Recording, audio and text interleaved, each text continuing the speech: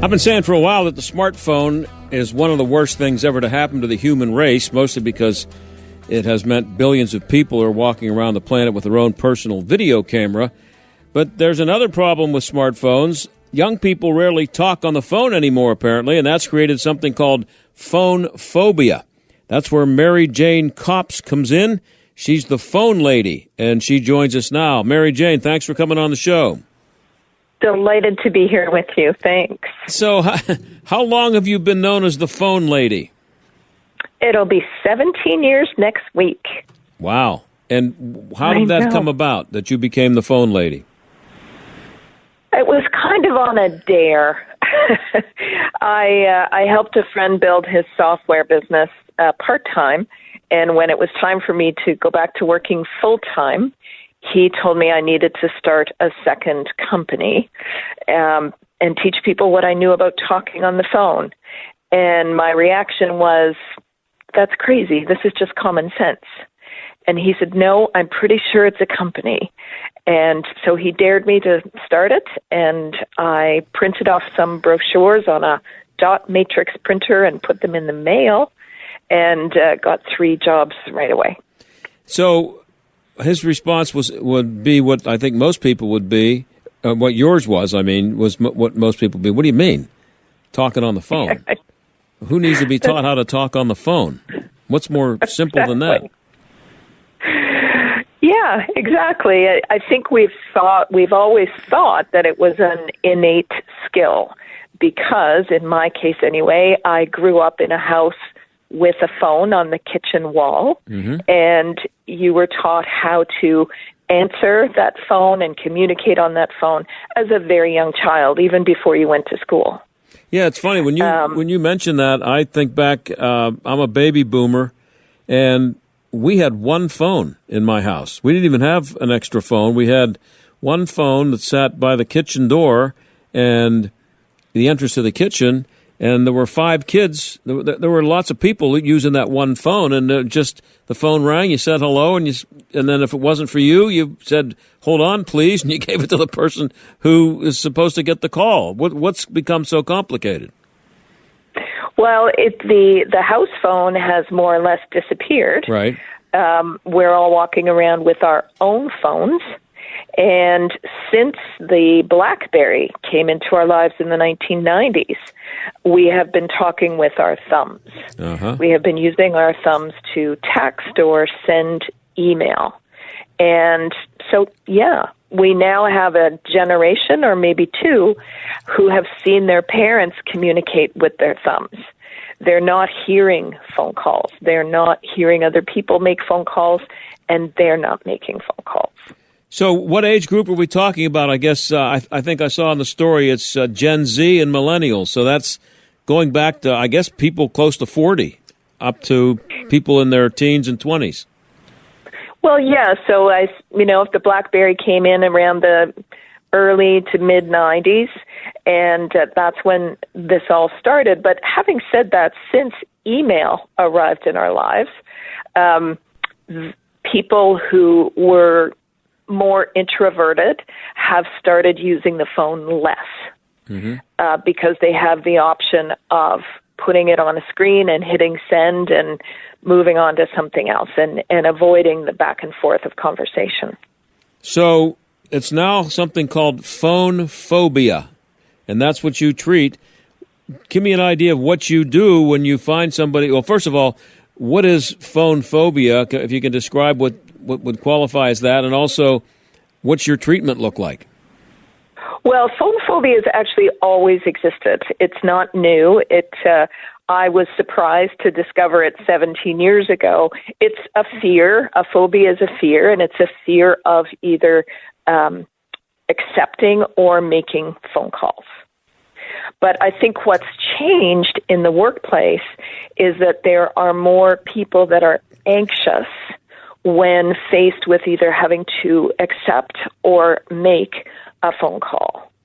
And my clients tend to be individuals that are working for a company or working in a not-for-profit. And I also teach a lot of college classes as well. where communicating on the phone is vital to the work that they're employed to do. And so, go ahead. Yeah. Sorry, go ahead. No, it's okay. So in terms of their fear or their anxiety, the first thing we do is have a conversation, just like you and I are, to see if we can figure out what they're really afraid of. And one of the most common things is that they're afraid somebody's going to ask them a question they can't answer. So if they because ask, if they're asked, excuse me, but if they're asked a question by a text or by email, they can go look it up on Google, or they can go back to their file in their phone or on their computer and come up with the answer if it's a work-related question and right away. But if there's someone waiting on the other end of the line for a response by their voice, they get nervous that they don't know the answer and this person's going to think less of them? Yeah. Part of having this conversation with you is that we are thinking on our feet, right? Mm-hmm. We're responding to each other and so on. And so that whole process of not being able to look something up, write the reply, edit the reply, think about the reply, all of that is missing. And when you are starting to do it for the first time, it can be really uncomfortable, kind of like public speaking might be the first time you stand up in front of a group of people. This is really amazing. And we're talking to Mary Jane Kopp. She's known as the phone lady, and she helps people with phone phobia and teaches people how to communicate on the telephone with something called their voice instead of their thumbs. This would seem, at first glance, it seems really ridiculous to someone like me who's been around a phone for his whole life and been around the planet for a long time.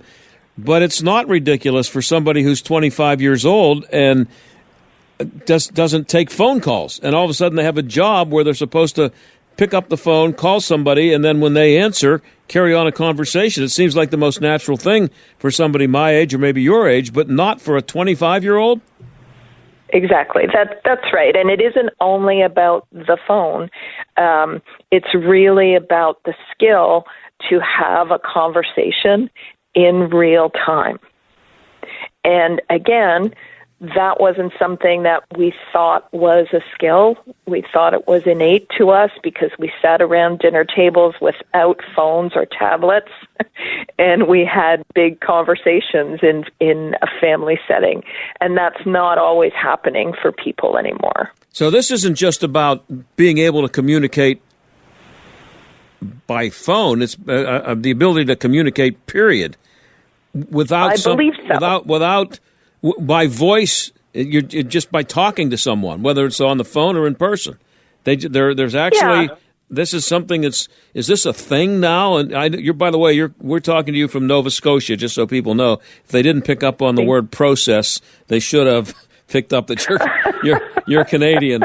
Because I noticed it right away. But is this actually a thing? But going on beyond your business that you're doing and charging people money to do this and doing it for a living? Well, I think so. I think if you may have read or experienced restaurants or bars that have baskets at the door where people have to drop their phones there in order for this establishment to know that their patrons are talking to each other. So what technology, every advancement we make has an unintended consequence. And for technology, for texting, email, the backlash is the unexpected consequence is we're talking to each other less. We're writing more, but we're talking less. Where do most of your clients come from? It's a really wide range. So as I've mentioned, I do a lot of not-for-profit work, but I also teach in front of college and university classes. I work with a ton of startups who have to make calls for discovery and for sales. And I do a lot of work in the financial sector as well. And I do customer service as well. So I work with dental offices and legal offices, all kinds of places. So does a just as an example, does a dentist call you and say, hey, listen, I'm having trouble with my employees. They don't know how to make phone calls, or they're struggling and they don't like to do it, or they're afraid to do it, and they say, "Can you help them out?" I mean, how do you get a customer? Yeah, over 50% of my customers are repeat customers that have come to me in previous years and come back, and then another 40% are referrals. So only about 10% tend to be brand new to me. But yes, just before Christmas, I heard from a dental office, and she's saying, when the phones get busy, and which they are all the time, my staff don't know how to handle it. And customers are saying that they really feel people are being rude to them. So yeah, there you go. But is it more the head of the dental office calling you, or how often you get individual people calling you as though you're a psychiatrist and they're saying, "Listen, I have a big problem talking on the phone. You got to help me"? There's a percentage that would be individuals, but they do tend to be people who are in a well-paying sales job, but where their revenue depends on commission, and paying me for my time helps them grow their business or their book of business. So it's not that a student who's 25 would ever call me. That would be really, really rare. And are adults, I wasn't aware of this, and I don't have any kids in the house anymore. I have grandkids, but are how many people are aware of this, that this is a problem? I'm talking about people who don't have it themselves. Because as I said, right. this on first glance is, what do you mean you got to train people to talk on the phone? But I would think that most people have that reaction in a certain age group. I think so, but one of the examples I've given you, the person that I worked with one-on-one was 28, and it was the CEO of the company who called me, because this person was really good at their job, but they were crying all the time because they had such anxiety every time the phone rang. Wow. That's pretty scary, actually, that someone would be out in the world at 28 years old, and the sound of a phone ringing causes them great anxiety? Yeah. So this wasn't where, 17 years ago, I wouldn't have said that phone anxiety would become what it is today, but it has, and my clients have said, we need you to help us with this. So that's what set me on this particular path of creating ways to combat phone anxiety. Before the smartphone came along, 50 years ago even, there were, I'm sure that companies had to help their employees, bosses had to help their employees with their phone etiquette. Maybe they overheard them making a call and they said, "Listen, you got to do this or that." So there's always been a good way to do it and a bad way to do it when you're on the phone and you're working for a business, right? Yeah, absolutely. I mean, one of my first jobs in university was working as a receptionist in a real estate office. So I'm going back to the early 80s. And there was a trainer that came through Toronto that what they taught was phone etiquette. So, when it was your job, there were always sort of rules or guidelines or skills that you needed. But we've moved so far away, again, from having conversations on the phone that it's impacting every kind of job, whether it's somebody in a bank that needs to make outbound calls to clients, or whether it's the person answering the phone at the vet clinic or the dental clinic. But I guess I've asked you this before, but I'm just trying to get at, is it more a business thing than it is a personal thing? For me, it is. Yeah. That's how my business is structured, is that it's businesses that tend to call me, for sure. And how do these people who have phone phobia feel about doing a Zoom call? It depends on the person, but I think the pandemic changed all that. So for a while, there was reservation about getting on camera, but I think we've all moved past that now.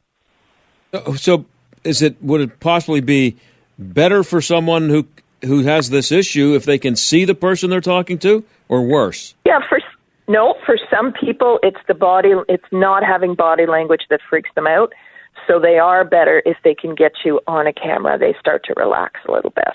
How many of the people that you talked to were not aware that they had a problem until maybe their boss came to them and said, listen, you're really bad on the phone? Oh, 100%, I think, right?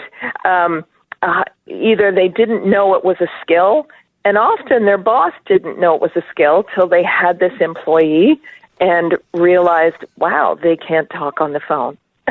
So it continues to surprise people. I'm making it sound like it's not a surprise, but only because I'm right in the midst of it. So it's not a surprise to me anymore. Well, where can people go to find out what you're doing? You have a website? I do, and it's really straightforward. It's thephonelady.com. That's pretty simple. I was thinking about hanging up on you, but I'm not going to do that because that wouldn't be polite. But I really no, but go ahead. This was a delightful conversation, and I really appreciate it. Hey, I appreciate you coming on, and good luck with the business. And I've been enlightened. This seemed ridiculous to me, but what you're saying makes tremendous sense. It's sad to me, but it makes tremendous sense. Well, thanks so much.